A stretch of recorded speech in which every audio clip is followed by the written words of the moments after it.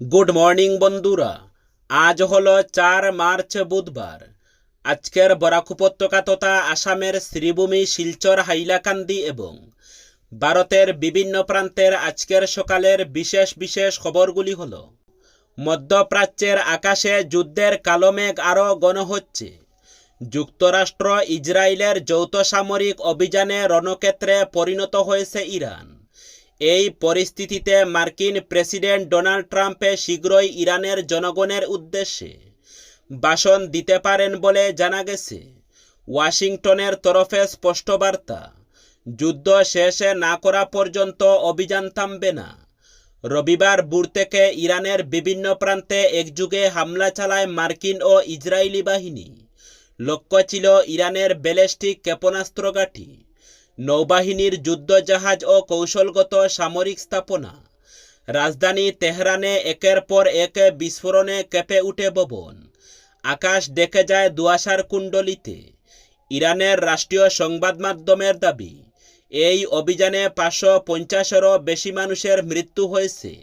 নিহতদের মধ্যে রয়েছেন দেশের সর্বোচ্চ নেতা আয়াতুল্লাহ আল খামেনি, একাধিক শীর্ষ সামরিক আধিকারিক। প্রসঙ্গ, ইসরায়েল ঘোষণা করেছে ইরানের উপর হেরিসরর অপারেশন শুরু করেছে তারা। ওদিকে মার্কিন প্রেসিডেন্ট ডোনাল্ড ট্রাম্প ঘোষণা করেছেন ইরান এখন আলোচনা চাইছে, কিন্তু অনেক দেরি হয়ে গিয়েছে। তেহরানের বেশ কয়েকটি এলাকায় হামলা চালিয়েছে যৌথ বাহিনী। তেহরানে তারবিজে নতুন করে বিস্ফোরণের শব্দ শুনতে পাওয়া গিয়েছে। সরানো হচ্ছে বাসিন্দাদের। ক্রমবর্ধমান উত্তেজনার মধ্যে মার্কিন বিদেশ মন্ত্রক মার্কিন নাগরিকদের অবিলম্বে মধ্যপ্রাচ্য ত্যাগ করার নির্দেশ দিয়েছে। কারণ আমেরিকার ইরানের উপর হামলার বদলায় ইরান পাল্টা মধ্যপ্রাচ্যের দেশগুলির উপর আক্রমণ চালাচ্ছে। মঙ্গলবার রাতে নিখিল ভারত কংগ্রেস কমিটি 2026 সালের আসন্ন অসম বিধানসভা নির্বাচনের জন্য প্রথম প্রার্থী তালিকা ঘোষণা করেছে। প্রথম দফায় 42 জন প্রার্থীর নাম প্রকাশ করা হয়েছে। ঘোষিত তালিকায় বরাকের 8টি আসনের প্রার্থী ঘোষণা করা হয়। শিলচরে অভিজিৎ পালকে মনোনয়ন দিয়েছে কংগ্রেস। লক্ষ্মীপুরে এম শান্তি কুমার সিংহ হলেন দলীয় প্রার্থী। বড়খলায় ডক্টর অমিত কালওয়ার। সুনাই আসনে প্রার্থী করা হয়েছে প্রাক্তন ডেপুটি স্পিকার আমিনুল হক লস্করকে। উদারবন্দে প্রাক্তন মন্ত্রী অজিত সিংহের উপরই ভরসা রাখল দল। শ্রীভূমি জেলার উত্তর করিমগঞ্জ ও পাতারকান্দি আসনে টিকিট দেওয়া হয়েছে ক্রমে জাকারিয়া আহমেদ ও কার্তিক সেনা সিংহকে। রামকৃষ্ণনগরে মহিলা প্রার্থী, ওই আসনে মনোনয়ন পেয়েছেন সুরুচি রায়। হাইলাকান্দির কোনো কেন্দ্রে প্রার্থীর নাম ঘোষণা করা হয়নি। একইভাবে ঝুলে রয়েছে কাছাড় জেলার দোলাই ও কাটিগড়া এবং শ্রীভূমি জেলার দক্ষিণ করিমগঞ্জের প্রার্থিত্ব। পশ্চিম এশিয়ার সংঘর্ষ জর্জরিত পরিস্থিতির পরিপ্রেক্ষিতে কেন্দ্রীয় মাধ্যমিক শিক্ষা পর্ষদ দশম ও দ্বাদশ শ্রেণীর জন্য পূর্ব নির্ধারিত পরীক্ষার সূচি স্থগিত রেখেছে। পূর্ব নির্ধারিত সূচি অনুযায়ী আগামী 5 ও 6 মার্চ পরীক্ষা অনুষ্ঠিত হওয়ার কথা ছিল। বাহরেইন, ইরান, কুয়েতে, ওমান, সৌদি আরব, কাতার এবং সংযুক্ত আরব আমিরশাহীর ঘটনা প্রবাহের প্রতি লক্ষ্য রেখে পর্ষদ পরীক্ষা স্থগিত রাখার সিদ্ধান্ত গ্রহণ করেছে বলে পরীক্ষার্থী এবং বিদ্যালয় কর্তৃপক্ষকে অবগত করানো হয়েছে। পরীক্ষার নতুন সূচি পরে ঘোষণা করা হবে। পর্ষদ আগামী বৃহস্পতিবার পরিস্থিতি পর্যালোচনা করে সিদ্ধান্ত গ্রহণ করবে বলে জানানো হয়েছে। স্কুলে হামলার পর এবার যাত্রীবাহী বিমান ধ্বংস।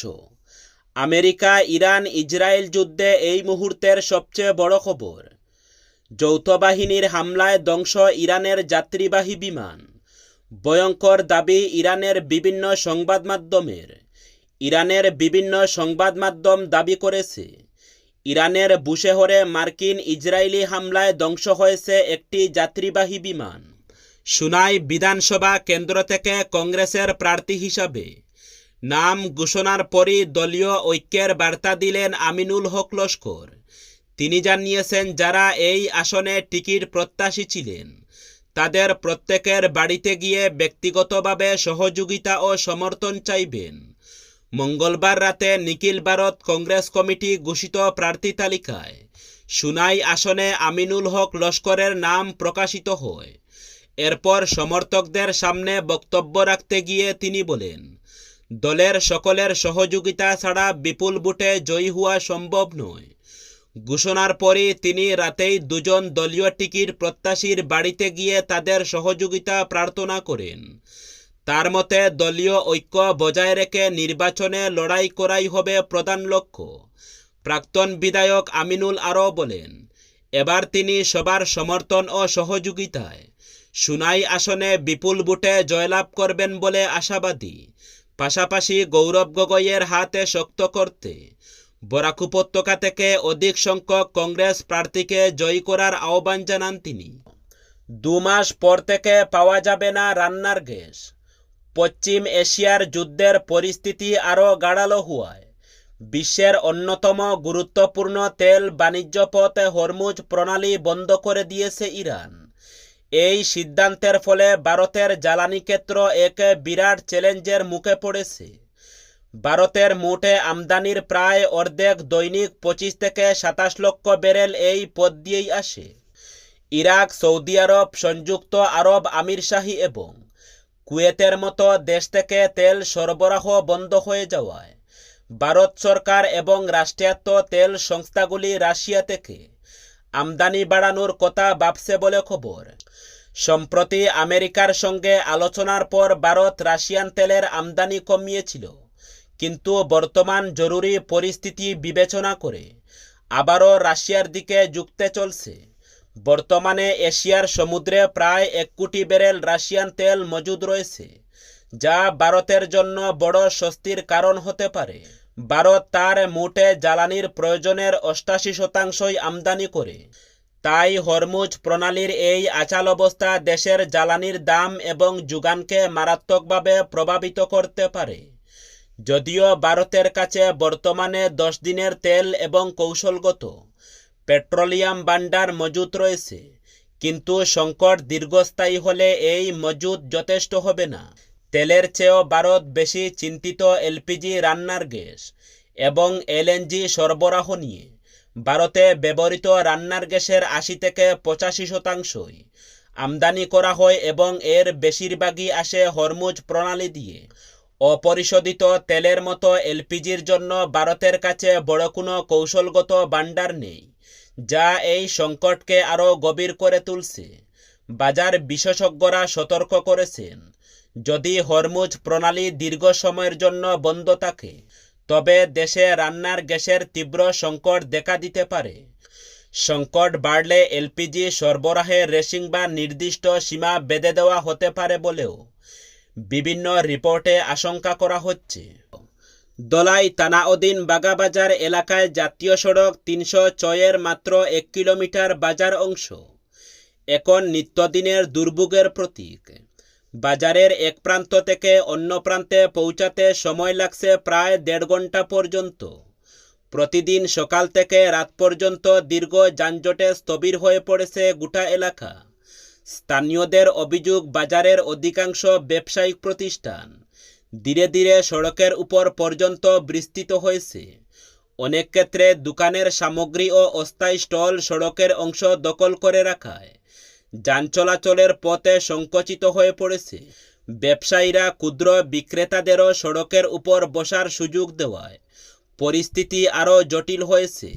ফলে যানবাহন দাঁড় করানোর আলাদা জায়গা না থাকায় সড়ক জুড়েই পার্কিং করতে বাধ্য হচ্ছেন চালকরা, যা যানজটের প্রধান কারণগুলোর একটি। এর পাশাপাশি বাজারের অভ্যন্তরের বিভিন্ন রাস্তায় চলাচলকারী অত্যন্ত 10টি অবৈধ অটো ও ট্রাভেলার স্ট্যান্ড গড়ে ওঠায় যান চলাচলে বাড়ছে বিশৃঙ্খলা। দোকানে মালামাল লোড আনলোডের সময় পণ্যবাহী গাড়ি সড়কের উপর দাঁড়িয়ে থাকায়ও যানজটের মাত্রা বহুগুণ বাড়িয়ে দিচ্ছে।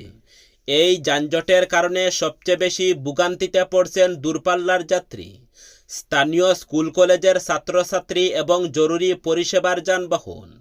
অ্যাম্বুলেন্স দীর্ঘক্ষণ আটকে থাকায় রোগীদের সময়মতো হাসপাতালে পৌঁছানো নিয়েও দেখা দিয়েছে আশঙ্কা।